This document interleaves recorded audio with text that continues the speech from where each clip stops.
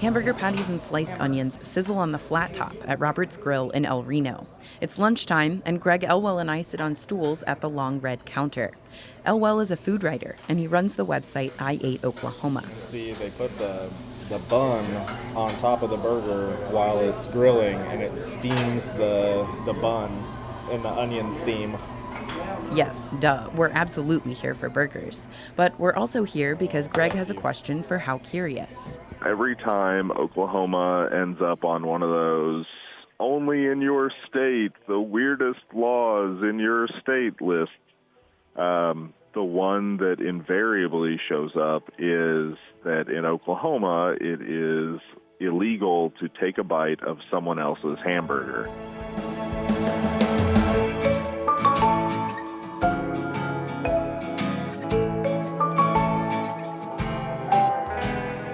This is How Curious from KGOU, exploring your questions about the state we call home. I'm Claire Donnelly. Greg's right. On lists of weird laws, this one comes up a lot. And as a food writer, he has a personal stake. As someone who takes a bite of a lot of hamburgers, I was justifiably worried. I thought, oh no, the cops are after me. All right, back to Robert's Grill. We're known for onion burgers and conies, which is hot dogs, and we've been in business since 1926. This is the owner, Edward Graham. Now, if you don't know what an onion burger is, which you might not if you're not from Oklahoma or just not a burger expert, it's a hamburger with grilled onions. And if it's the real deal, the sliced onions are grilled on the patty. Everybody starts out doing dishes and onions. The 50-pound bags, you peel them, and then we got a slicer now.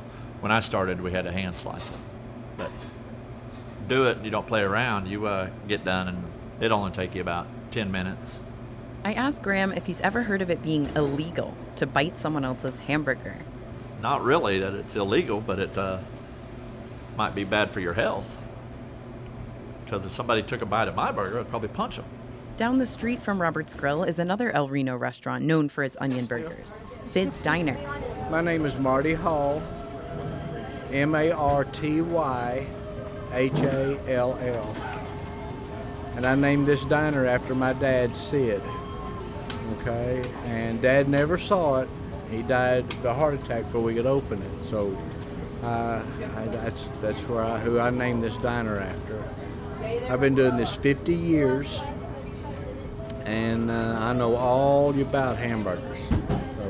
For Hall, the question about whether it's illegal to bite someone's hamburger prompts more questions. Now, am I eating the hamburger also, and I ask you to take a bite? This is actually a great point. Like, if I tell you, hey, try some of this hamburger, and hand it to you, and you take a bite, are you breaking the law? Am I breaking the law? To answer that question, we'd need to find the actual law, and that proved to be pretty tricky.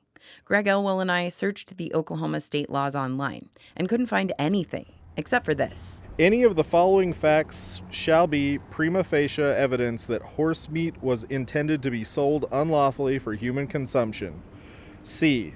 The presence of horse meat mixed and commingled with the meat of cattle, sheep, swine, or goats in hamburger, sausage, or other processed meat products. Then I called a bunch of people at the state capitol. No one there had ever heard of it. I also checked with the state health department in case maybe it was written into the health code. Nothing there either. I even asked Captain Bo Matthews at the Oklahoma City Police Department. I've never heard of it. Have you ever arrested anyone? No. Okay. For that? Yes. No. I searched the Oklahoma newspaper archives for the word hamburger and went through decades of articles. I found a lot of spaghetti sauce recipes and a story about 1,200 pounds of hamburger meat falling on a man when he was unloading a truck. He broke several ribs, but no hamburger law. Honestly, I was kind of hoping for a story about one lawmaker getting mad at another for sneaking a bite of her lunch and then using her legislative powers to make it illegal. No dice. The particular statutory provision may not necessarily be written to refer specifically to hamburgers. I would suspect that it's going to use language that's a bit broader than that. This is Rick Knighton. He's an assistant city attorney in Norman.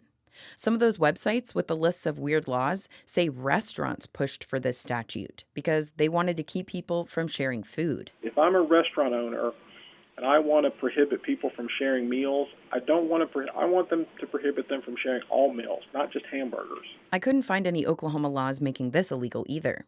But imagine if a law against biting someone else's hamburger did exist. How would a lawyer handle the case? That would be very difficult. I mean, I suspect that it sounds like it's a criminal provision, and it would be. I mean, just think of how bizarre this sounds. I guess the complaining witness would be the restaurant owner, and the defendant would be the restaurant owner's customers. So some restaurant owner or employee would see somebody sharing a hamburger, and they would call the police, and the police would show up, and they would want a report taken that outlined the basic facts that, these people came in, they ordered one meal, they shared it, and it's in violation of the statutory provision that prohibits that. But he says if you were a customer and a restaurant owner filed a criminal charge against you for that, you probably wouldn't go back to that restaurant. And it would be a PR disaster. So that wouldn't be in the best interest of restaurant owners. And what about the other hypothetical situation, which is what I thought of when I first heard about this law? You're sitting at your table, peacefully eating a hamburger, and then some random person walks in, comes over, picks up your hamburger, and takes a bite out of it. You probably could argue that it's a theft. I mean, that's something of value. It belongs to me, and you're taking it, and you don't intend to return it, or at least not the part that you ate. So if it didn't involve any physical contact, it could be a theft. If it did involve physical contact, it could be a battery and a theft. If it was physical contact, like what kind of physical contact? If you had the hamburger in your hand and I just bent over and took a bite out of it, I mean, even though I'm contacting you arguably through the hamburger, that would still be considered a battery. I asked question asker Greg Elwell what he thinks about all this. The internet seems to think this is a common law in Oklahoma, and yet everybody we talk to who works with burgers, if anybody was going to know if sharing a hamburger was illegal, you would think it'd be someplace selling hamburgers, and they haven't heard of it. I mean, that's pretty busted. But then how did the hamburger law idea get started? A couple of people I talked to say it could have started as a law in a small town, and then people exaggerated until it included the entire state. So it could still be a law somewhere in Oklahoma. Go check the ordinances in your city or town and let us know. In conclusion, how do you feel? I could go for a hamburger.